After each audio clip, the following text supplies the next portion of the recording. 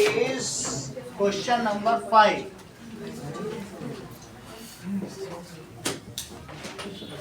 So in 1 meter there are 10 waves. इसको 1 wave कहते हैं, यहाँ से लेके यहाँ तक को क्या कहते हैं? 1 वेव. और ये 10 waves in 1 meter है. So 10 waves occupy a length of 1 meter. So 1 wave occupy a length of, तो 1/10 मीटर कितना हो सकता है? फिर से समझो स्थिति, आपने गलत किया है. 1 मीटर को क्या लिख सकती हो? 100 सेंटीमीटर. तो अगर एक जीरो कटता है तो कितने सेंटीमीटर आना चाहिए? 10 सेंटीमीटर, जबकि आपने 0.1 सेंटीमीटर लिखा है. अगला देखो, बोलो इतनी बात तुमको समझ में आ गई कि नहीं? 1 मीटर में कितनी वेव्स हैं? 10. तो एक वेव की लेंथ बताओ. 10 सेंटीमीटर कितनी हुई? 10 सेंटीमीटर हो जाएंगी तो 10 वेव मिलके अपने आप ही 1 मीटर हो जाएगा. और बहुत सारे बच्चों ने, रोहित टाइप ने लैम्डा में भी लिख दिया कि जिससे हाई फाई लगे. ये भी बहुत बड़ी बात है, वो सिंबल्स में लिखते हैं, है अपना अपना कमाल. Now question number 6. ठीक है. If frequency of oscillator is 50 hertz, find its time period. Now Aniket, time period का फार्मूला बताओ. बताइए. 1 upon V. तुम तो स्ट्रगल ही करते रहते हो. 1 upon frequency. सही है. तो फ्रीक्वेंसी कितनी दी है? 50 हर्ट्ज. 1/50 हो गया. तो 57 में डिवाइड करेंगे नवदीप, बोलो कितना आएगा? 0.02. सही है. 0.02. यूनिट भी तो बताइए. सही, क्योंकि टाइम पीरियड. अगला देखो.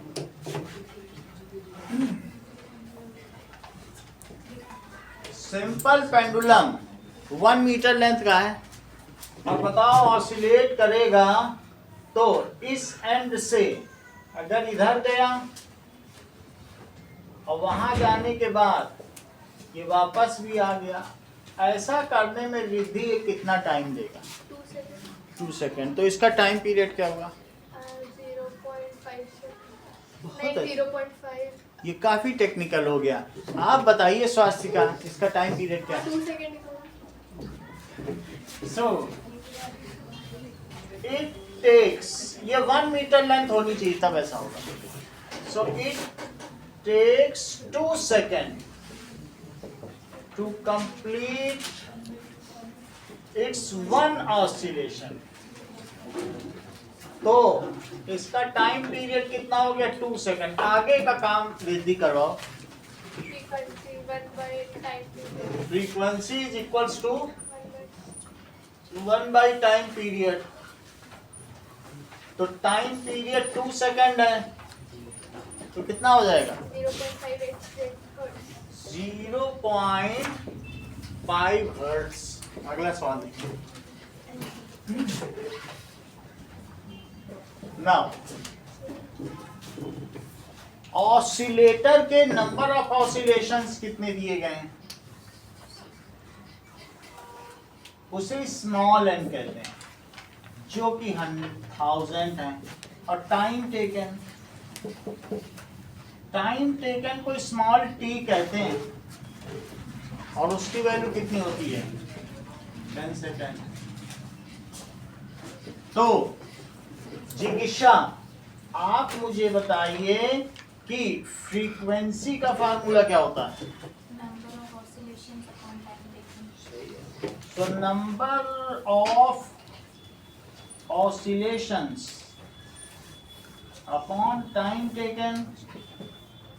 आप चाहें तो इसे स्मॉल n/t भी रख सकते हैं. आशना वैल्यू फिट करो.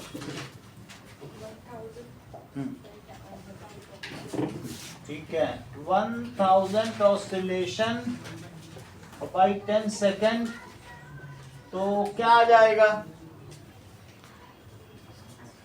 बोलो, यूनिट तो बोलो। ये लगा तृप्ति, आप बताइए। हर्ट्ज, ठीक है। दैट इज हेनरिक हर्ट्ज के सम्मान में ये चीज की गई है। किसके सम्मान में? हेनरिक हर्ट्ज, ठीक है। इन्होंने बेतार के तार के यंत्र का आविष्कार किया था। दैट इज वायरलेस टेलीफोनी, जो मोबाइल है। इसलिए अब इसका बी पार्ट करो, तो बी पार्ट में टाइम पीरियड का फार्मूला बताओ तृप्ति। देख लो, जब टाइम पीरियड पूछा जाए तो टाइम ही ऊपर रखना। कुछ लोग टाइम पीरियड पूछा जाता है टाइम नीचे रख देते हैं, तो सेकंड इनवर्स आ जाएगा, है ना। और इसलिए ऑसिलेशन फ्रीक्वेंसी पूछी जाए तो ऑसिलेशन, सो टाइम टेकन और upon N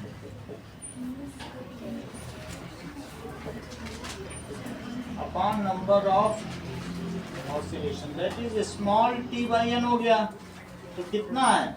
10 second upon 1000 oscillation. 1 0 से 1 0 कट गया, तो 0.01 सेकेंड।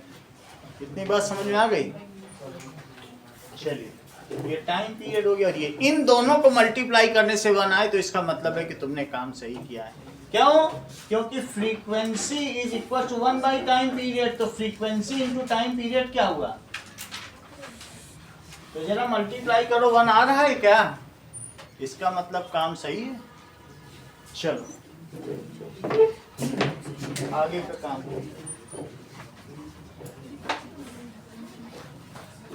नाउ अब देखिए, हर्ट्ज का चित्र भी बना हुआ है। हेनरिक रोडोल्फ हर्ट्ज का के रूप में चित्र बना हुआ है।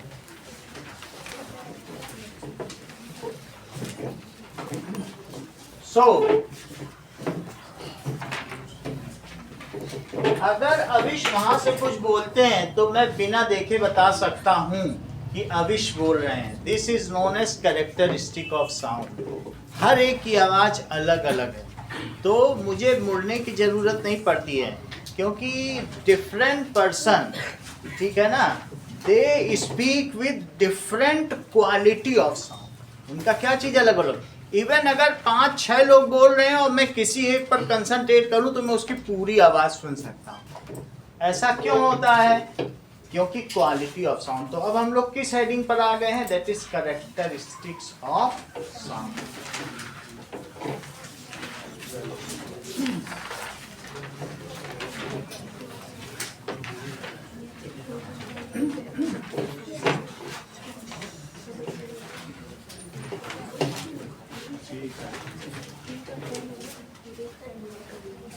आवाज 9 का कोई क्वेश्चन नहीं।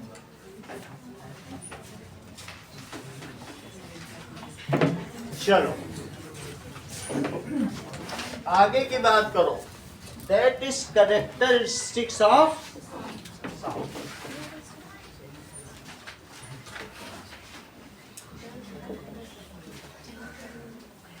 ये देखो, that is different sound produced by flute, guitar, drum can be recognized very well। आप किसी चीज से तो अच्छे से बता सकते हो, बांसुरी बज रही है, ठीक है।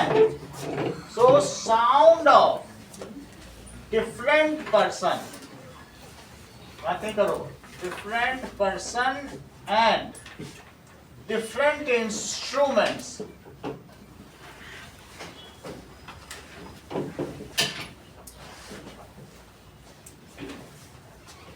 can be very well determined by our ear and brain, by us.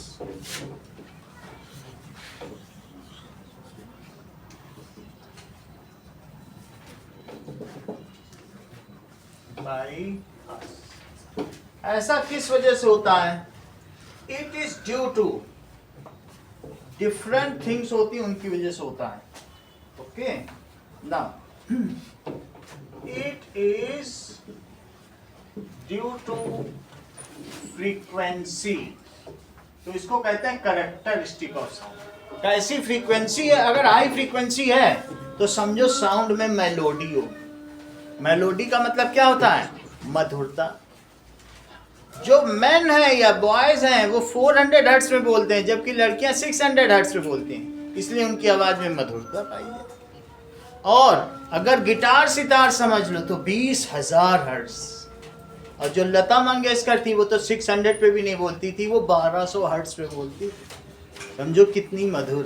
बोलो बात समझ आ गई? तो इसलिए फ्रीक्वेंसी पे भी किसी साउंड की वो पता चलती। ठीक है, दूसरी चीज क्या है? एम्पलीट्यूड। तीसरी चीज क्या है? That is speed. वो मैं आगे बताऊंगा। और दैट इज चौथी चीज क्या है? क्वालिटी, जिसका दूसरा नाम क्या है? टिम्ब्रे। ये सब पहले से ही जानते हैं, फिर सब बता देगा। अब देखो, तो इन सब की वजह से साउंड बदल जाता है, अलग अलग। देखो पहला कौन सा बताओ?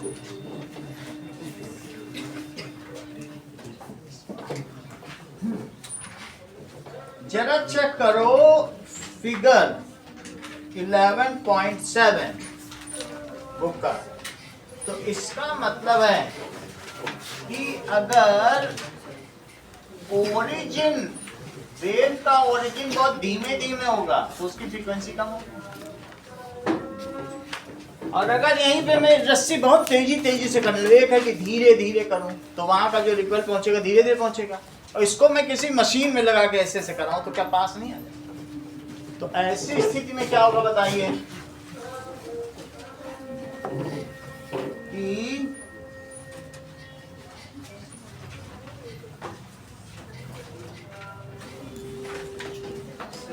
हाँ क्या चीज? देखो इन्होंने कह दिया सर आप पिच पढ़ा रहे हो, ये बहुत तेज है, तुरंत ये हर चीज को प्रॉपरली कर देते हैं, बड़ी बात है। तो इन्होंने क्या बताया?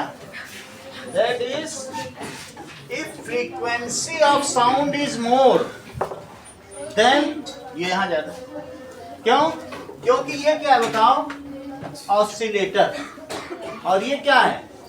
वाइब्रेटरी डिस्टरबेंस, जो कि वेव कहलाती है, मीडियम में हो रहा है। और ये ऑसिलेटर अगर ये स्लो ऑसिलेट करेगा तो फिर वाइब्रेटरी डिस्टरबेंस कैसे होंगे? स्लो। सही है। तो अब आप जरा देखिए पिच क्या चीज होती है। So that is if a wave has more frequency, ये मोर frequency, then it is called high pitched sound। तो उसे क्या कहेंगे? high pitched। and if it is having low frequency तो उसे क्या कहेंगे? low pitched sound। इसे लिखो, if a wave has high frequency then it is called high pitched sound. बस इसकी यही डेफिनेशन है। और दूसरा देखो,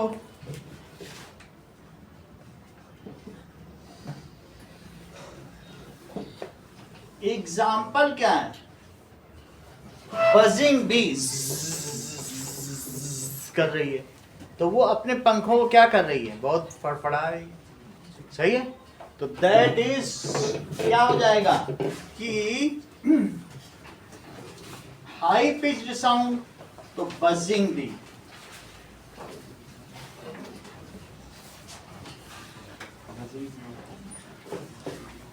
अच्छा, बजिंग बी के पंखों की आवाज ज्यादा होगी फ्रीक्वेंसी की एक वाइब्रेटिंग स्केल की होगी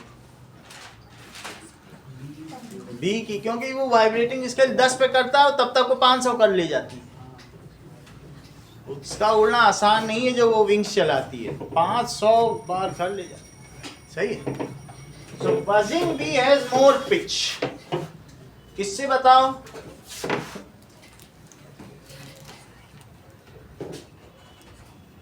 देन वाइब्रेटिंग रूलर, या फिर रोहित ये मुझे बताओ कि दैट इज बॉयज जो वॉइस और गर्ल्स वॉइस में किसकी पिच ज्यादा है?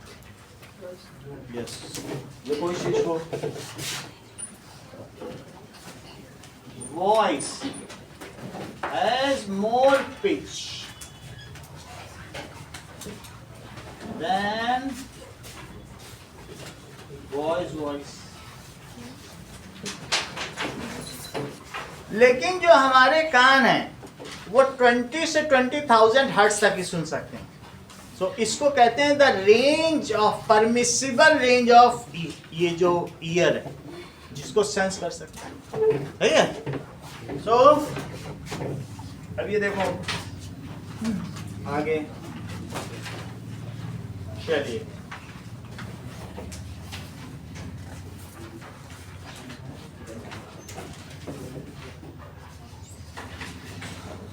That is range of hearing, बताओ कितनी होती है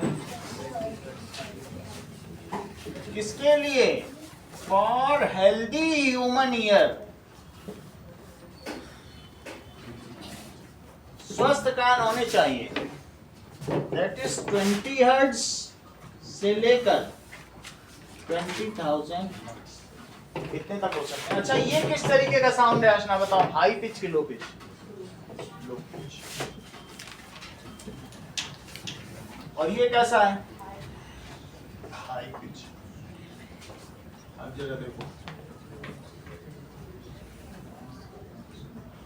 इस बात का खास ध्यान रखें कि जब हाई पिच और लो पिच के बीच में कंपैरिजन आप कर रहे हो तो दोनों ही साउंड का एम्पलीट्यूड सेम रखें, क्योंकि जब एक चीज का कंपैरिजन होता है तो बाकी फैक्टर वेरी नहीं किए जाते। वो बात समझ में आ गई कि नहीं?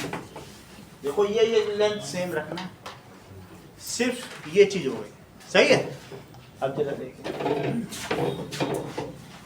साउंड अपनी स्पीड से बढ़ेगा। मान लो साउंड तुम्हें मालूम है 1 सेकंड में 340 मीटर चल लेता है। अब तुम 1 सेकंड में अगर यहाँ 100 ऑसिलेशन कर लिए तो 100 ऑसिलेशन चल जाएंगे 340। और तुम एक ही रिपल पैदा किए तो एक ही, या 4 ही 5 कर रहे हो तो वो 4-5 ही वहां तक पहुंच पाएंगे। डिस्टर्बेंस तो रहेगा क्योंकि आप करते जा रहे हो ना। और अगर यही 100 कर लिए, ये लगातार तुम हर सेकंड 100 कर रहे हो तो 340 मीटर में 100 मिलेंगे। वो भी हम आगे बताएंगे। मतलब साउंड तो एक ही स्पीड से चलेगा ना।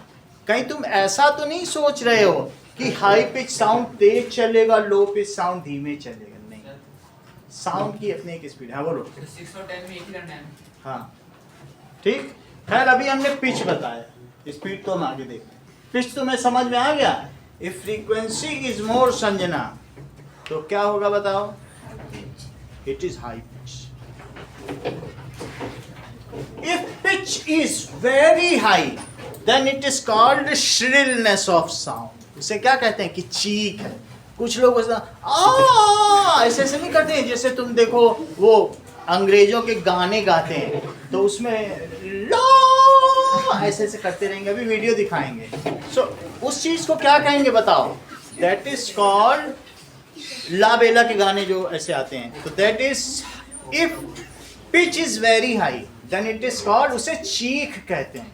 कुछ लोग चीखने नहीं लगते हैं तो उनके लैरिंग्स बहुत तेज वाइब्रेट करने लगते हैं। then it is called shrilled sound and it is never melodious.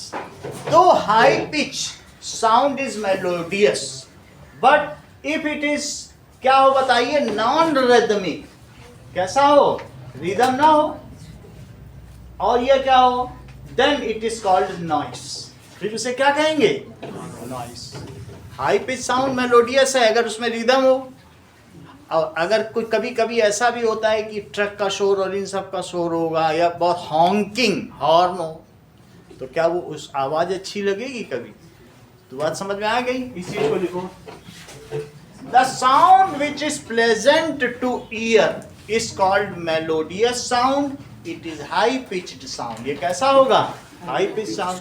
However if it is क्या होगा?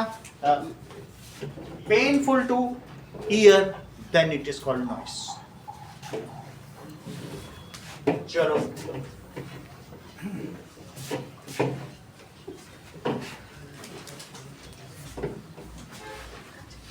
जो हाई पिच साउंड होगा उसमें पर मीटर में ज्यादा वेव्स पाई जाएंगी, क्योंकि ओरिजिन से ही ज्यादा फ्रीक्वेंसी चल रही है। देखो इस चीज को, the sound which is pleasant to hear is called music. उसको क्या कहते हैं? म्यूजिक है। The sound which is painful to hear is called noise. Mostly high pitched rhythmic sound produced by musical instrument produce music. ऐसा होता ही नहीं। 20-20 हजार guitar, 30-30 हजार बोलते हैं और टाइट कर दो हमारे तार को, बिल्कुल बढ़िया आना चाहिए, टूट ही जाएगा तार। 30,000 हाँ तो उसी के आसपास रहेगी। 20,000 है तो 18 से 20 के करीब रखेंगे। 15,000 से शुरू जाती है, 15 से 20,000 तक रखते हैं म्यूजिकल इंस्ट्रूमेंट। ठीक है, तो क्या चीजें बताइए कि that is musical instrument.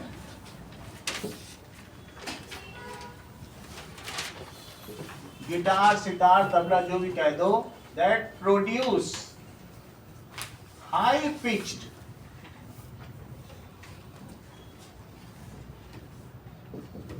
melodious sound.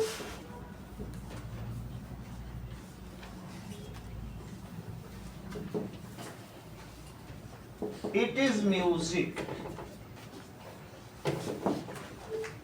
कुछ लोग कहते हैं हम तो मुंह से ही म्यूजिक निकाल सकते हैं, टप टप टप टप टप, वो सब फर्जी बातें हैं। इतनी फ्रीक्वेंसी जब तक पहुंचेगी नहीं तब तक म्यूजिक नहीं होगा। कुछ लोग नहीं होते, कुछ ना कुछ स्टाइल से करते हैं, आर्टिकुलेटेड, वैसा ऐसा होने से म्यूजिक निकलेगा। जो कान को सही लगेगा उसको तो फ्रीक्वेंसी चाहिए, सही है। चलो, Hawking of horn is called noise.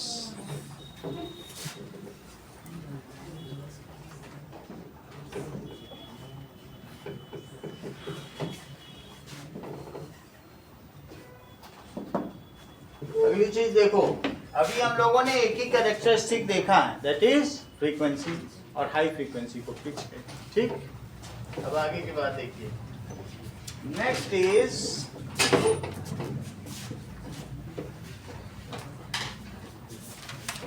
अब देखो,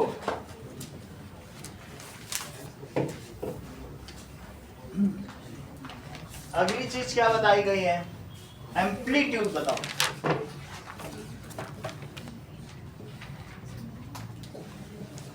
That is maximum displacement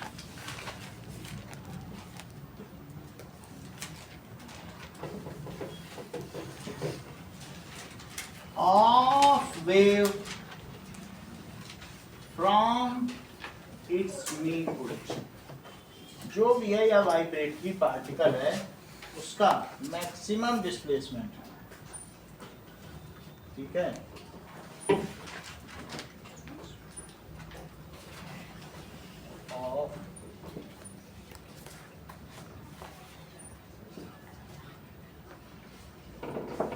from its vibratory कर दो या वाइब्रेटिंग कर दो, vibrating particle from its mean position is called, उसे क्या कहेंगे? एम्पलीट्यूड। तो जैसे मैंने इसे लिख दिया है तो गर्ल्स की वॉइस के आगे लिखिए 600 हर्ट्ज और बॉयज की वॉइस में कितना लिख दो? 400 हर्ट्ज। सही है। चलो, अब मुझे बताओ कि हमारे पास एक ड्रम है, सही है, तो ड्रम है या ढोलक है, मृदंग कह सकते हो, ढोलक कह सकते हो, और इसके भी वाइब्रेट कर रहे हैं, और एक ही है नगाड़ा बजा, दिस इज नगाड़ा, तो तुम मुझे बताओ कि अगर ये चीज ऊपर नीचे जाएगी तो इसका एम्पलीट्यूड ज्यादा होगा, ज्यादा डिस्प्लेसमेंट होगा किसका? नगाड़े का। सही है कि नहीं? तो इस तरीके से इट हैज, अगर मैं इसकी वेव बनाऊंगा तो इसका एम्पलीट्यूड ऐसे आएगा, ये अपनी मेन पोजीशन से ज्यादा जा ही नहीं पाएगा। और बहुत बड़ी मेम्ब्रेन हो, मुगल कालीन में उसने बोला ढम तो लड़का पैदा हुआ, ढम ढम तो लड़की पैदा हुई, और ढम ढम तो जुड़वा लड़का पैदा हुआ, ढम ढम ढम, वो सब पूरे मुनादी हो जाती थी शायद एक ही बार में। समझ में आ गई बात कि नहीं? तो वहां रनिवास से सीधा दरबार तक आवाज पहुंच जाती थी। और इसका जब बनाओगे तो कैसा बनेगा नगाड़ा का? कितना ऊंचा जा रहा है? तो इसका एम्पलीट्यूड ज्यादा है कि इसका? बताओ, बोलो, बात समझाई? ऐसा क्यों है? जो गर्ल्स की लैरिंग्स होती है वो बहुत पतली पतली होती है, वो थोड़ा थोड़ा जाएगी। कैसी जाएगी? और जो बॉयज की होती है वो मोटी होगी, वो इतना जाएगी। तो बोलो एम्पलीट्यूड किसका ज्यादा है? बॉयज का। क्योंकि अगर ठीक है उसकी मेम्ब्रेन तो दूर दूर तक जाएगी, इसलिए लड़कियां बोलती हैं लड़कों से रिक्शा बुला दो मेरे लिए, तो फिर वो बोलता है ए रिक्शे वाले, दूर तक आवाज जाएगी। लाउडनेस किस में ज्यादा होगी? बोलो, नगाड़ा में कि ड्रम में? बॉयज की वॉइस में लाउडनेस ज्यादा है कि गर्ल्स की? तो बॉयज की वॉइस में एनर्जी ज्यादा है, और जबकि गर्ल्स की वॉइस में क्या है? मेलोडी ज्यादा है, पिच ज्यादा है। सही है? और कभी बंगाली पूजा में वो करने लगते हैं तो वो लगता है श्रिलनेस आ गई, फिर चीख हो जाएगी।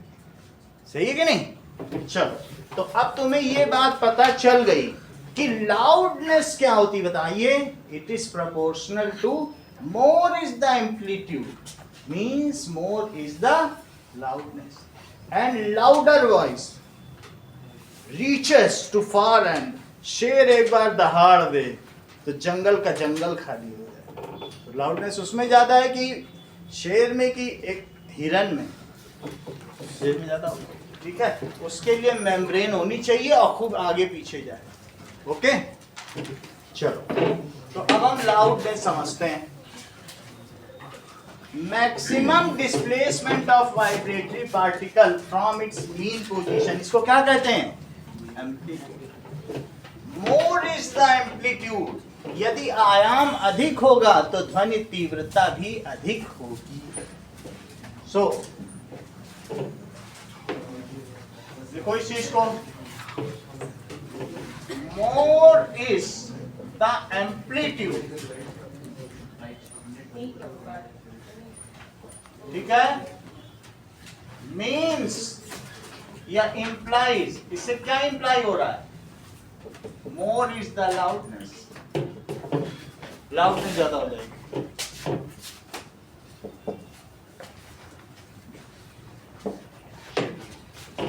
अब देखो,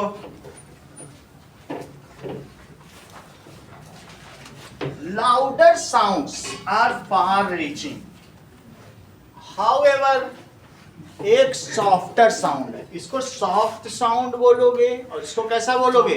लाउड साउंड। सही? तो ये सॉफ्ट साउंड है, और इसे कैसे कहेंगे? Loud sound. देखो इस चीज को, loud sound, louder sound has more energy. तो वो अगर एटीन्यूएट भी होगा, धीरे धीरे क्षय भी होगा, डिके भी होगा, तब भी बहुत दूर चला जाएगा। और जो यहीं से जिसमें एनर्जी नहीं, बिल्कुल ऐसे ऐसे कर रहा है, तो समझ में आई बात की नहीं? नगाड़ा बजाने में ताकत लगती है, तो उसकी मेम्ब्रेन भी खूब हिलती है। तो वो जो डिस्टर्बेंस करता है, एक हो पुलिस वाला ऐसे झटके दे रहा है कुंभ के मेले में, एक है कि पूरा धक्का ही दिए जा रहा है पूरा, तो बोलो एनर्जी किसमें ज्यादा होगी? जो ज्यादा धक्का दे रहा है। बोलो बात समझ में आ गई? तो जिसमें एम्पलीट्यूड ज्यादा तो क्या होगा? लाउडर साउंड कैसा होगा? Is far reaching. और सॉफ्टर साउंड क्या होगा? Can not reach to far distance. ऐसा होगा। ऐसा क्यों होता है बताओ? Because louder sound has more energy. Louder sound has more energy. क्या अनुष्का आप मुझे बताएंगी कि लाउडनेस और एम्पलीट्यूड में क्या रिलेशन है?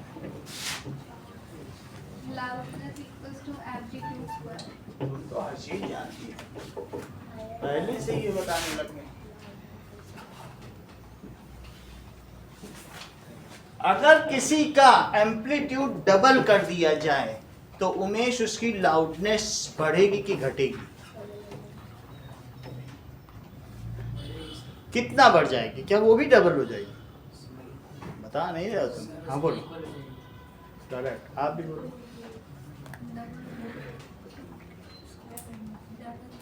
ये कि अगर एम्पलीट्यूड डबल किया तो लाउडनेस 4 गुना होगी। कैसे इन्होंने बता दिया? इस फार्मूले से बता दिया। अरे बात की नहीं, जरा से चेक करें। यानी दो अलग अलग साउंड लो, एक ये लो, इसका एम्पलीट्यूड A है और इसका कितना है? 2A है। इसकी लाउडनेस निकालो और इसकी भी जरा निकालो।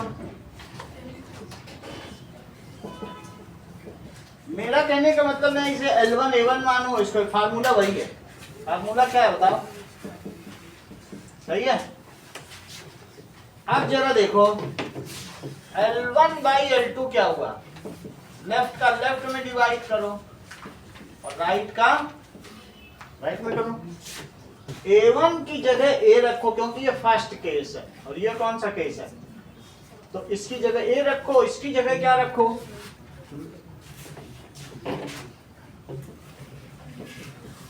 A अपॉन 2A और फिर इन दोनों का स्क्वायर कर दो। A कर गया तो L1 बाई L2 कितना आ गया बताओ? जरा 1/2 का स्क्वायर तो करो। 1/4 1/4। अच्छा, अब 4 को इधर ले आओ। देखो नीचे की चीज ऊपर और L2 इधर। बोलो बात समझ आ गई?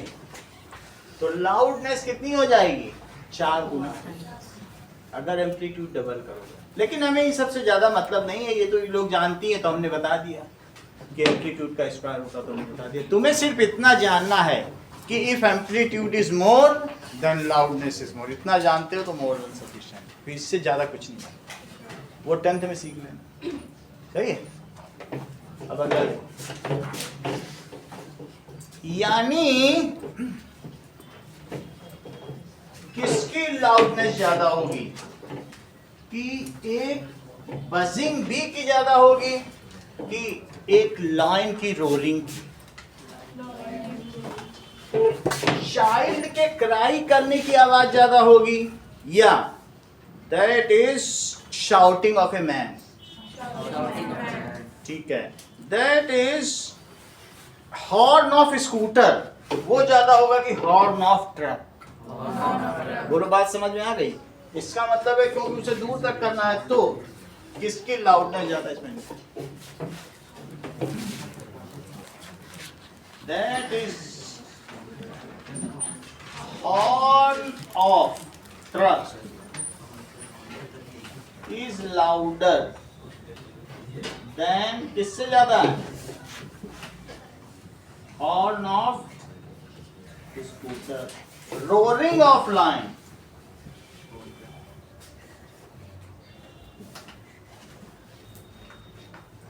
इज क्या होगा? Louder than buzzing B.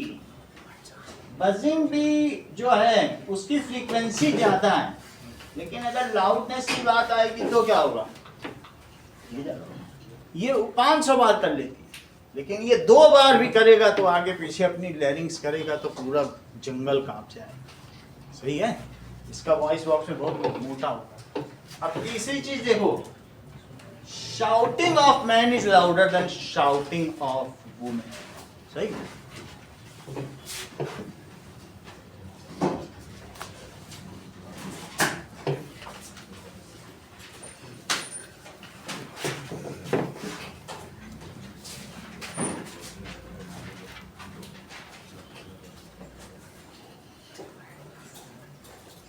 तो हम लोगों ने दो कैरेक्टरिस्टिक देख ली, एक फ्रीक्वेंसी पर बेस्ड देख ली और दूसरी किस पर बेस्ड देख ली, एम्पलीट्यूड पर। अब तीसरी चीज देखो, तीसरी कौन सी चीज है, दैट इज स्पीड। स्पीड पर आए,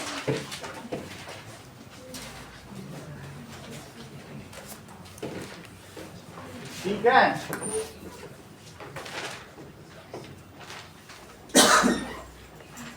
जरा देखो नाउ अनवी, ये मुझे बताओ साउंड जो है, हाँ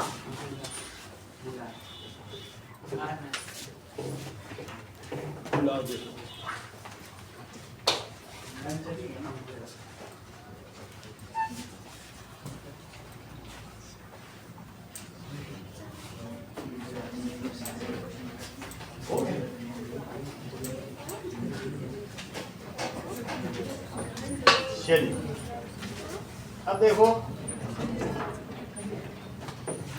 ये मुझे बताइए कि साउंड जो है फ्री स्पेस या वैक्यूम में फास्टर चलेगा कि एयर में? एयर में। वैक्यूम में तो चलेगा ही, मीडियम में नहीं। एयर में तेज चलेगा कि लिक्विड में? लिक्विड में तेज चलेगा कि सॉलिड में? सही है। तो denser the medium is, speed of sound is more. जितनी डेंसिटी ज्यादा होगी, क्लोजनेस ऑफ पार्टिकल ज्यादा होगी, तो उसमें क्या हो जाएगा बताइए? Now speed, denser the medium, more is the speed of sound। कहने का मतलब है कि speed of sound in gas उससे ज्यादा speed of sound in speed, और उससे ज्यादा speed of sound in solid. तो स्पीड किस में बढ़ती जाएगी? Speed of sound. सही है। साउंड कैन नॉट ट्रेवल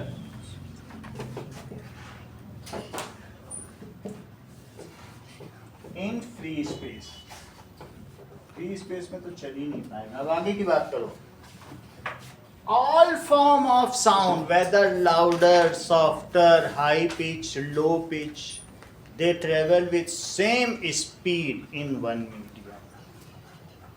एक मीडियम में अगर तुम सब लोग बोलो, हाई पिच में बोलो या लो पिच में, तो कोई दूर खड़ा हुआ व्यक्ति है वो ऐसा कभी नहीं होगा कि अविश की आवाज पहले सुन ले और अनुष्का की बाद में। वो इन दोनों की आवाज एक साथ ही सुनेगा, क्योंकि चाहे डिफरेंट फ्रीक्वेंसी और डिफरेंट एम्पलीट्यूड की आवाज क्यों ना हो। ठीक है, लिखो। Sound of all forms, even harmonium की भी ले लो, गिटार की भी ले लो, वो 3 देर पहुंचे। साउंड ऑफ ऑल फॉर्म्स, ठीक है, वेदर ह्यूमन हो और इंस्ट्रूमेंट हो,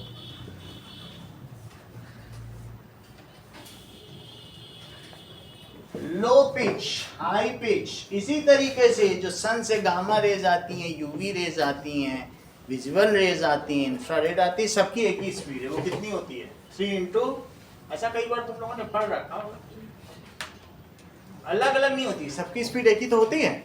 लाइट की स्पीड जानते हो ना, ऐसे साउंड की भी स्पीड एक ही है। एक मीडियम में चाहे गामा हो, चाहे एक्सरे हो, चाहे यूवी रेज हो, चाहे इंफ्रारेड हो, चाहे विजिबल हो, चाहे माइक्रोवेव हो, चाहे कोई भी हो, अल्ट्रा वायलेट हो, सब सही है। वैक्यूम में सब एक ही स्पीड से चलते हैं। अब इसी तरीके से यहां देखो, लो पिच, हाई पिच, मुंह में हाथ नहीं डालो, ठीक है, बाद में खा लेना उसको, टेस्टी है तो क्या हुआ ना। लो पिच, हाई पिच। अगला क्या है, लाउडर एंड सॉफ्टर। हम लोगों के फादर सब हर 3 महीने में अल्बेंडाजोल ला के देते हैं सबको, क्योंकि वो जो मुंह में हाथ डालते हैं तो उससे पेट में कीड़े हो जाते हैं। वो टेप वहाँ रखे हुए सब पेट से निकाल कर, तो वो ठीक है, पेट के कीड़े निकल जाते हैं, लेकिन हम क्यों वो अल्बेंडाजोल का पैसा भी क्यों खर्च करें। स्कूल में भी मिलती होती, ये सभी के पेट में है। किसी के में से अगर निकलते हैं तो 200 ग्राम निकलते हैं, 250 ग्राम वो। अब इसका है, रात को आंखें आधी खुली रहती है, मुंह से लार टपकती रहे तो समझो पेट में कीड़े हैं। चलो खैर, इतना हम लोग के साथ नहीं, क्योंकि परिवार काफी शिक्षित है हम लोग। ऐसा कभी कभी ऐसा भी होता होगा, जेब खर्च मिलता होगा, तुम लोग अल्बेंडाजोल लेके खा लेते हो ना। आगे की बात है, low pitch, high pitch, louder, softer. ठीक है, सेंटेंस पूरा करिए अनुष्का।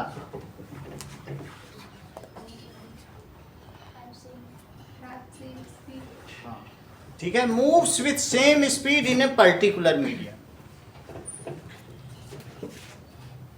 मूव्स विथ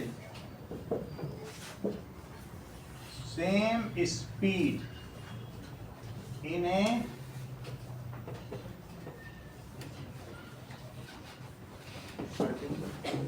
अब हमें आगे की चीज देखनी है कि now speed of sound in air at 0 degree कितनी, बताओ, बुक से देख के बताओ। Correct, in air 331 metre per second. अब बोलो 20 डिग्री सेल्सियस पर बुक में क्या है? At 20 डिग्री सेल्सियस is 20 पे नहीं लिखा है, 344। अच्छा 20 पे नहीं लिखा ना, 2 डिग्री का है, that is 344 metre per second. अगर more is the temperature then speed of sound increases। बोलो बात समझ में आ गई? of a medium, if temperature of a medium increases तो उसमें कोलिजन और फास्ट मूवमेंट होगा, ऑसिलेशन बढ़ जाते हैं ना पार्टिकल्स, तो जल्दी जल्दी एनर्जी करेंगे। So if temperature increases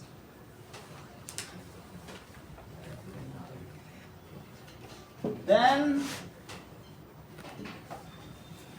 speed of sound in medium increases. तो इस तरीके से हम लोगों ने इसकी थर्ड कैरेक्टरिस्टिक मौजूद देख ली। अब हम लोग चौथी कैरेक्टरिस्टिक की बात करते हैं, दैट इज कॉल्ड टिम्ब्रे। अगर साउंड मेलोडियस है तो उसे रिच क्वालिटी साउंड है, ठीक है। ऐसा तुम्हारी बुक में लिखा हुआ है कि मेलोडियस होगा तो उसे कैसी क्वालिटी की कहेंगे? Rich quality. म्यूजिक होगा हाई पिच यानी मोर रिच। चलो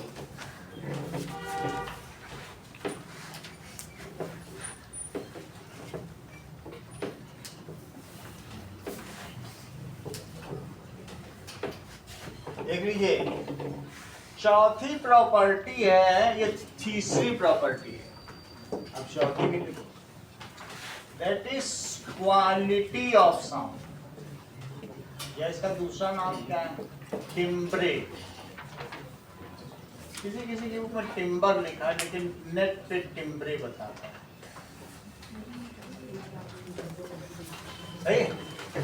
नेट पे दिखा नहीं, कहीं टिम्बर हो तो बता। ये देखो, different persons have different quality of sound though their pitch and amplitude matches. तुम सबके पिच एक ही होगी और एम्पलीट्यूड भी एक ही होगा, बट क्वालिटी से मैं पता लगा देता हूं कि अविश बोल रहा। अविश ने पेपर मांगा हो, चेक करो। कहने का मतलब है,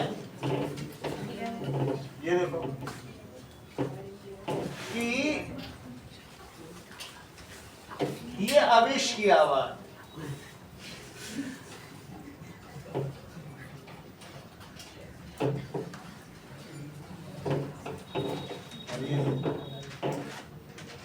ये मोहजीत की आवाज।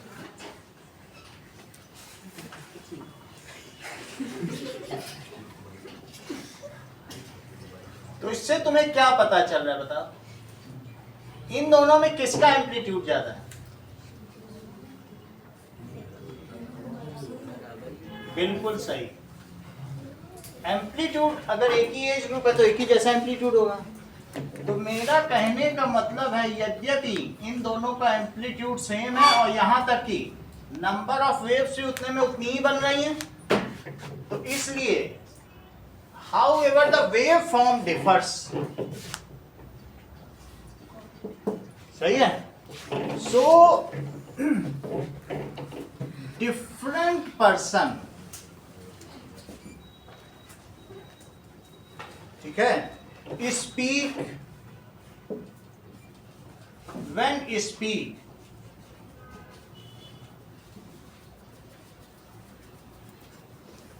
generate different wave form in medium। ये वेव फॉर्म तुम कहां कर रहे हो? मीडियम में। ऐसा क्यों कर रहे हो?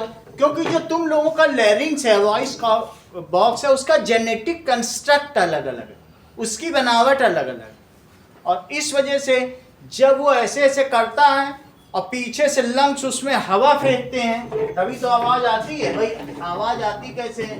लैरिंग्स का काम है फड़फड़ाना, और वैसे ही इतने पास हैं और लंग्स ने क्या किया बताओ? हवा फेंकी। इसके बीच में आ रही ना आवाज फड़फड़ाहट की, ये चीज। तो इसमें से सिर्फ एक आवाज आएगी, वो आवाज सिर्फ आएगी, लेकिन उसे रेगुलेट कौन करेगा बोलो? टंग रेगुलेट करती है, और क्या करता है? लिप्स रेगुलेट करते हैं। टंग जहां टकराती है वहीं से आ जाता है। सबसे पीछे टकरा गई तो ये टंग का भी हिस्सा है, ये टंग है, ये चीज टकरा गई तालू से तो कहेंगे क ख ग घ अंगा, ये इसके टकराने से। और ये टकरा गया टंग का ये वाला हिस्सा, ये देखो तुम बोल के देख सकते हो, चा छा जा झा इया, ये तालू है, ठीक है। और फिर ये टकरा गया ता था दा दाना, सही कि नहीं? और बोलो अब ये देखो, ये होंठ है, होंठ टकरा गए, पा था बा भा मा, ठीक है। तो तुम्हें ये बात समझ आएगी कि नहीं? तो कौन रेगुलेट कर रहा है बताओ? Your sound. It is voice is generated by लैरिंग्स and lungs, however it is regulated by tongue and lips. बोलो बात समझ में आ गई? उसको ध्वनि कह देते हैं बिकॉज इट इज मीनिंगफुल। सही है। चलो, तो मेरा कहने का मतलब है कि different person when speak then they produce different wave form in medium. ये मीडियम में ही तो डिस्टर्बेंस हो रहा है जो हमारे तक पहुंच रहा है। देन दे प्रोड्यूस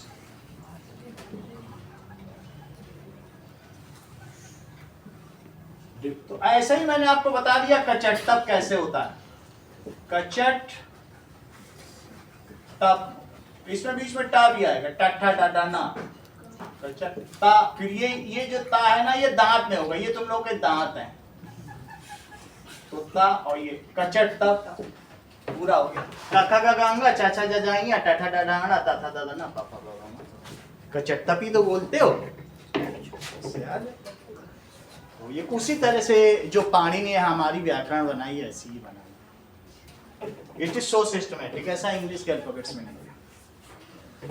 तो इसलिए हमारे मुंह को जब बोलते हैं व्याकरण हिंदी तो बिल्कुल भी आसानी से जीभ की एक एक्सरसाइज हो जाती है। जबकि इंग्लिश में पहले वहां लग टकरा रहा है, ए पे तो बी पे यहाँ आ गया, फिर सी पे पीछे पूरा हिला डुला डालता, और जबकि इसमें कुछ नहीं। इट इज सो सिस्टमैटिक, है कि नहीं? चलो, डिफरेंट पर्सन व्हेन स्पीक तो क्या होगा? क्रिएट डिफरेंट वेव फॉर्म्स या vibratory disturbance in medium. This is called quality of sound और टिम्ब्रे।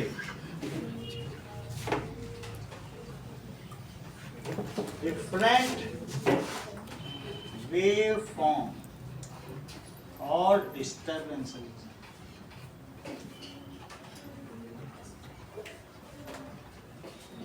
इन मीडियम। सो अब हम क्या लिखेंगे? Different wave forms of sound though their amplitude and frequency is same. अगर डिफरेंट वेव फॉर्म्स है is called of it is due to different quality. इसकी वजह से होता है। वैसे ये सेंटेंस पूरा हो गया। They produce this is called quality of sound. इसी को लिखो। डिफरेंट वेव फॉर्म ऊपर तो दिखाया ही है। This is called quality of sound. और इसकी वजह से क्या होता है? Due to this we can distinct और differentiate between voice of person to person. हम डिफरेंशिएट कर पाते हैं ना। ड्यू टू दिस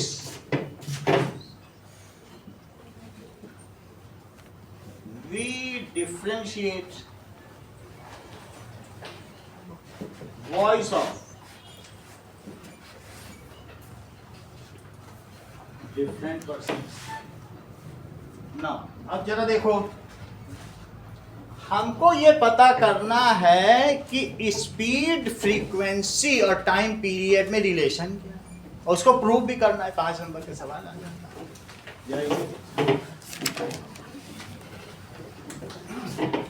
सो अगली हेडिंग देखो, ये कहां पर है आपके बुक में?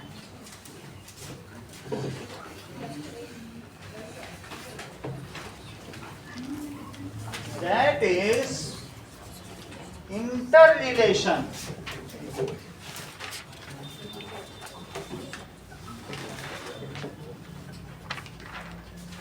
between speed of sound, frequency of sound and wavelength of sound.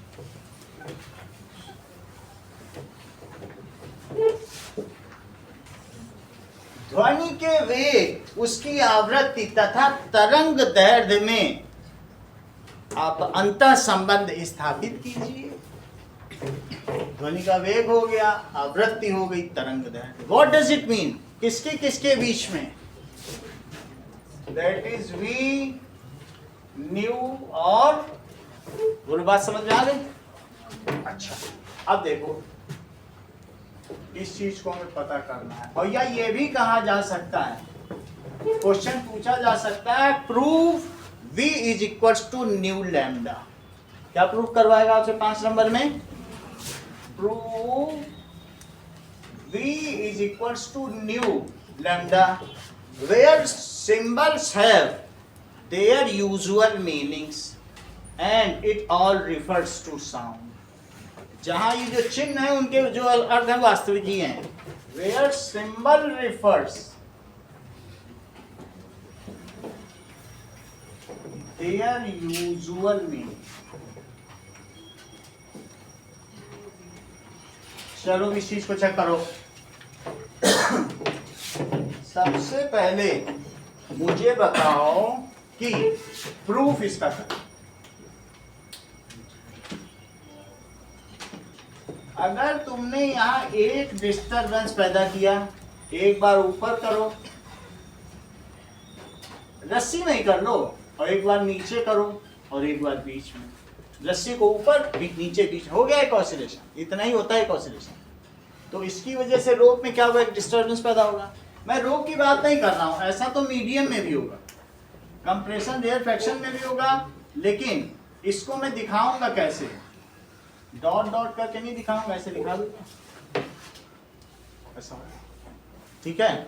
अच्छा, जब तुम दूसरी वेव पैदा करोगे, दूसरा ऑसिलेशन करोगे यहाँ, तो ये आगे बढ़ जाएगी, वो फिर वो आ जाएगी। जैसे जैसे तुम करते जाओगे वो आगे बढ़ेगी कि नहीं बढ़ेगी? सही है। अच्छा, ये मुझे बताओ कि एक वेव को आगे बढ़ने में लिया गया समय कितना होगा? ये देखो, अब फिर से ये सेकंड ऑसिलेशन।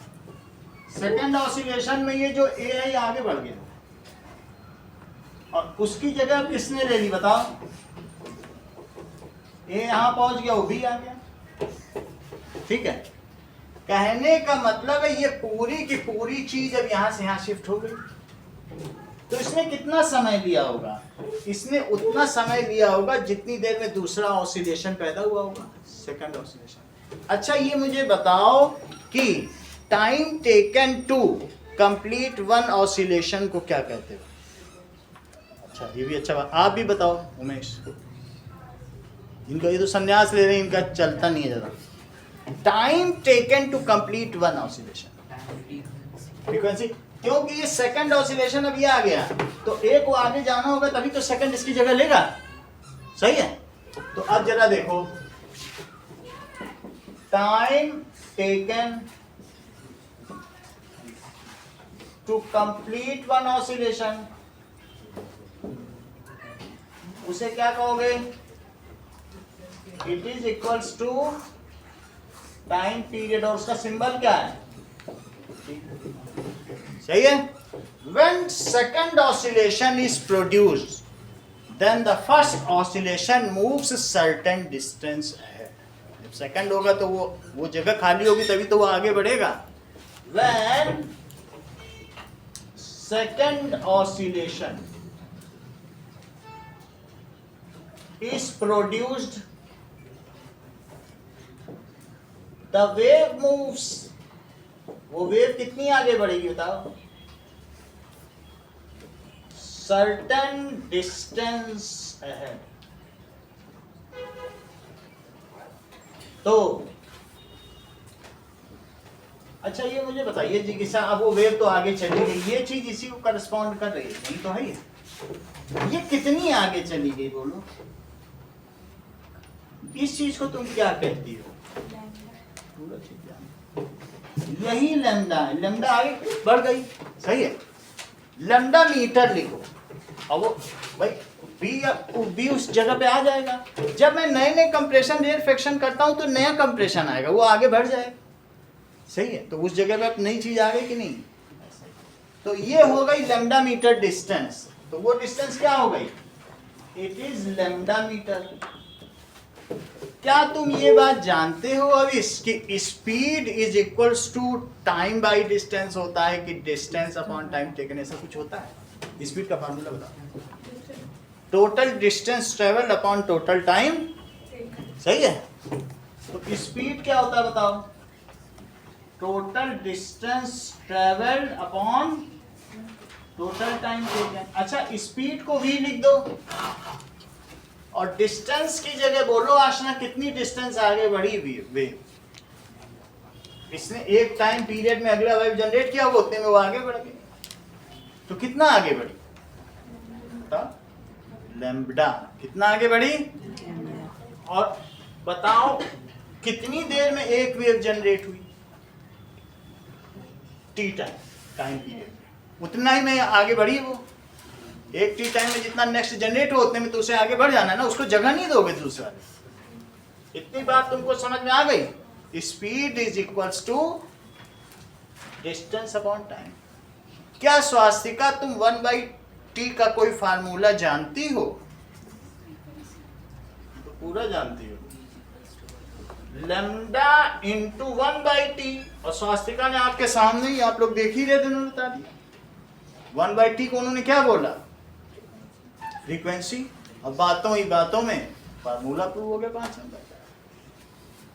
तो v इज इक्वल टू क्या हो गया बताओ? Lambda into nu. तो v is equal to nu lambda. इसे क्या कहते हैं? कि velocity is product of frequency and, अच्छी बात है, तुम तो हीरो निकले। That is velocity of sound. किसका किसका प्रोडक्ट है बोलो? लो ये बहुत अच्छी बात बोली, स्पीड, क्योंकि वो हर तरफ चल रही है। Is product of frequency and wavelength. इतना ही रखो आज के लिए।